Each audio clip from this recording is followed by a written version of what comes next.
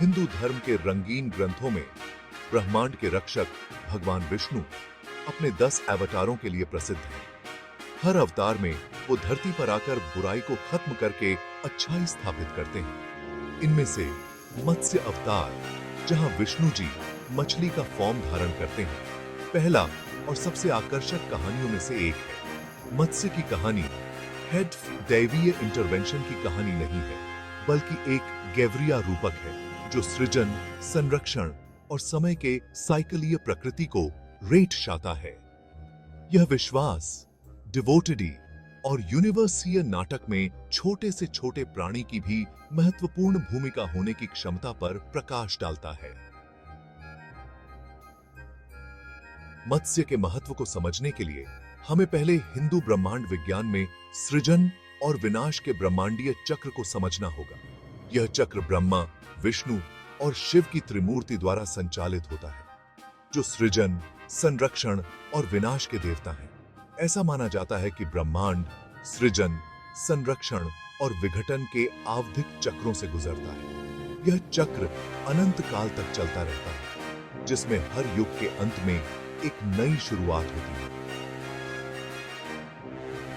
हर चक्र के अंत में एक प्रलयकारी बाढ़ पूरी दुनिया को निगल जाती है, सारा जीवन नष्ट कर देती है और एक नई रचना का मार्ग प्रशस्त करती है।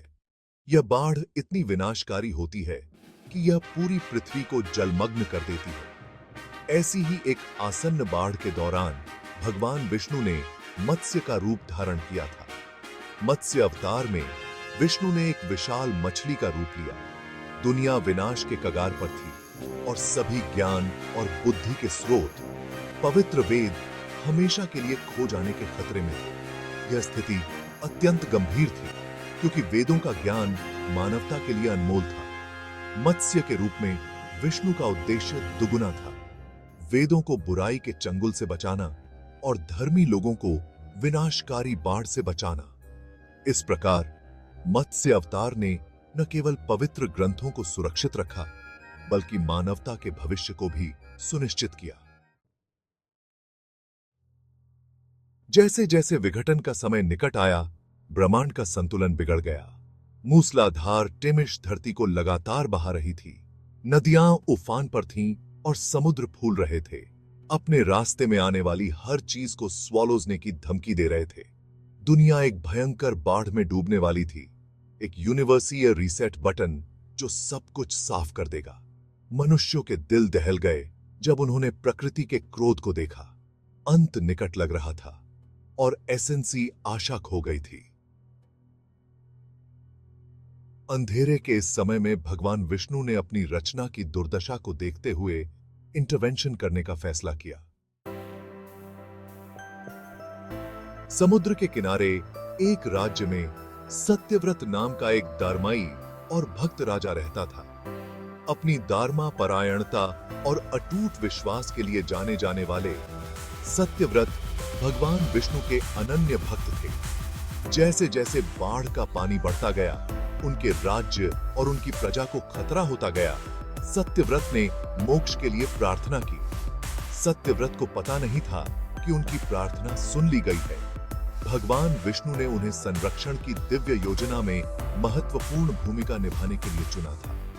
ब्रह्मांड की योजना में सत्यव्रत को जीवन का संरक्षक बनना था, जिसे जल प्रलय के बाद दुनिया को फिर से आबाद करने की जिम्मेदारी सौंपी गई थी।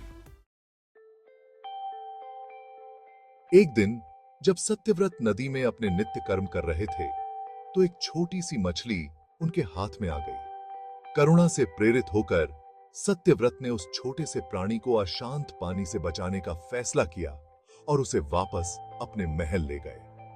उसने मछली को एक छोटे से कटोरे में रखा, उसे भोजन और आश्रय प्रदान किया। हालांकि सत्यव्रत को आश्चर्य हुआ कि मछली रातों रात बड़ी हो गई और उसके बर्तन के लिए बहुत बड़ी हो गई। उसने इसे एक बड़े बर्तन में स्थानांतरित कर दिया, लेकिन मछली अपनी चमत्कारी विकास दर से बढ़ती रही, जिससे राजा और उसके रेटबारियों को आश्चर्य हुआ। हर बार जब मछली अपने बर्तन के लिए बहुत बड़ी हो जाती, तो सत्यव्रत उसे एक बड़े बर्तन में ले जाते। एंडतः उसे एक विशाल झील में, फिर एक नदी में और अंत में समुद्र में ही रख देते। हर बार मछली बहुत बड़ी होती गई, यहां तक कि वह समुद्र के सबसे बड़े जीवों से भी बड़ी हो गई। सत्यव्रत को एहसास हुआ कि यह कोई साधारण मछली नहीं है।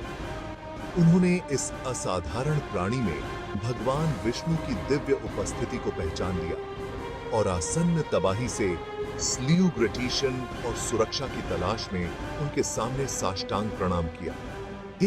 की 7वां भाग, मोक्ष का जहाज। जीवन को जहाज पर इकट्ठा करना। यह कहानी हमें प्राचीन भारतीय ग्रंथों में मिलती है, जो हमें एक महान बाढ़ की चेतावनी देती है। भगवान विष्णु ने विशाल मछली का रूप धारण करके सत्यव्रत को अपनी असली पहचान बताई। यह रूप उन्होंने इसलिए धारण किया ताकि वे सत्यव्रत को आने वाले संकट से बचा सकें। उन्होंने राजा को आने वाली उस बाढ़ के बारे में चेतावनी दी, जो पूरी दुनिया को निगल जाएगी, और उन्हें जीवन को बचाने के लिए एक विशाल जहाज बनाने का निर्देश दिया। यह बाढ़ इतनी विनाशकारी होगी कि केवल वही लोग बचेंगे जो इस जहाज पर होंगे। विष्णु जी ने सत्यव्रत को आज्ञा दी कि वह जहाज पर सभी जीवित प्राणियों के जोड़े, हर पौधे के बीज और आवश्यक खाद्य सामग्री इकट्ठा करें और 7 ऋषियों को उनके परिवारों के साथ इकट्ठा करें।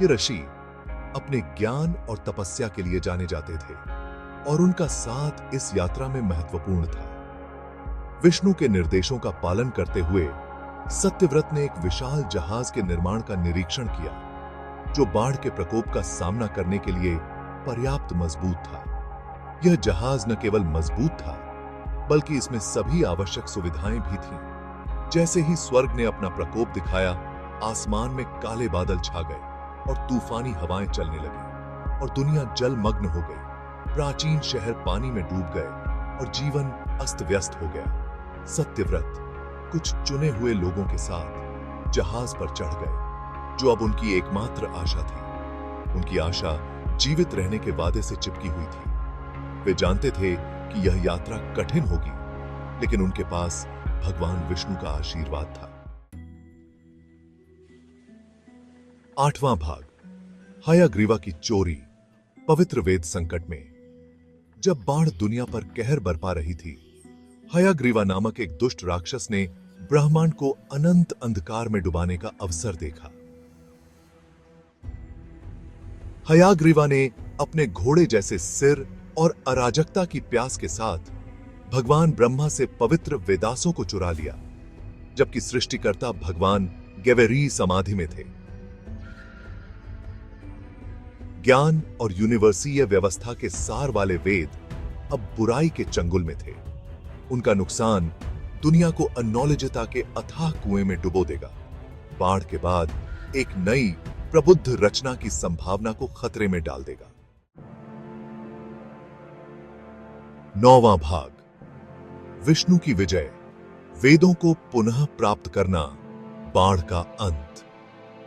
दुनिया के डूबने और वेदों के चोरी हो जाने के साथ सृजन का भाग्य खतरे में पड़ गया था। प्राचीन शहर जलमग्न हो गए थे और पवित्र ग्रंथों का लोप हो गया था। भगवान विष्णु ने अपने मत्स्य अवतार में खतरे को भांप लिया। उन्होंने तुरंत ही अपने विशाल मछली रूप को धारण किया। अपने विशाल मछली रूप का उपयोग करते हुए उन्होंने ब्रह्मांडीय महासागर की गहराई में प्रवेश किया और हयग्रीव का सामना किया। यह एक कठिन और चुनौतीपूर्ण यात्रा थी। मछली भगवान और राक्षस के बीच भयंकर युद्ध हुआ।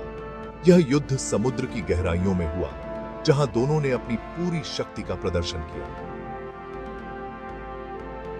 अंत में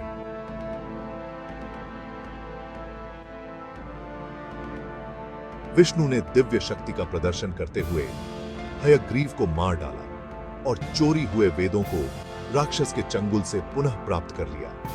यह एक महान विजय थी। पवित्र ग्रंथों के सुरक्षित हो जाने पर विष्णु ने सत्यव्रत के जहाज को अशांत पानी के बीच से निर्देशित किया, जिससे जीवन का अस्तित्व और ज्ञान का संरक्षण सुनिश्चित हुआ। इस प्रकार उन्होंने सृष्टि को पुनः संतुलित किया और बाढ़ का अंत किया। आता